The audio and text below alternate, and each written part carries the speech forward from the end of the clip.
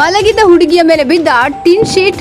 ಬಾಲ್ಕಿ ಪಟ್ಟಣದ ಹಳೆ ಪಟ್ಟಣದ ಬ್ಯಾಡಗಿ ಬೇಸ್ ಎಂಬ ಓಣಿಯಲ್ಲಿ ರಾತ್ರಿ 2 ಗಂಟೆಗಳ ಕಾಲ ಗುಡುಗು ಸಿಡಿಲು ಸಹಿತ ಸುರಿದ ಧಾರಾಕಾರ ಮಳೆಗೆ 15ಕ್ಕಿಂತ ಹೆಚ್ಚು ಮನೆಗಳ ಮೇಲಿನ ಟಿನ್ ಶೀಟ್ ಹಾರಿ ಹೋಗಿದ್ದು, ಅಲ್ಲೇ ಇರುವ ಒಂದು ಮನೆಯಲ್ಲಿ ಹುಡುಗಿಯೊಬ್ಬಳು ಮಲಗಿರುವಾಗ ಟಿನ್ ಶೀಟ್ ಹಾರಿ ಹೋಗಿ ಮೇಲೆ ಬಿದ್ದ ಪರಿಣಾಮ ಹುಡುಗಿಗೆ ಗಂಭೀರ ಗಾಯಗೊಂಡು ಬಾಲ್ಕಿ ತಾಲೂಕಿನ ಸರ್ಕಾರಿ ಆಸ್ಪತ್ರೆಯಲ್ಲಿ ಚಿಕಿತ್ಸೆ ಪಡೆಯುತ್ತಿದ್ದು, ಸಂಬಂಧಪಟ್ಟ ಅಧಿಕಾರಿಗಳು ಹಾಗೂ ನಾಯಕರು ಸೂಕ್ತ ಪರಿಹಾರ ನೀಡಬೇಕೆಂದು ಸ್ಥಳೀಯರು ಆಗ್ರಹಿಸಿದ್ದಾರೆ.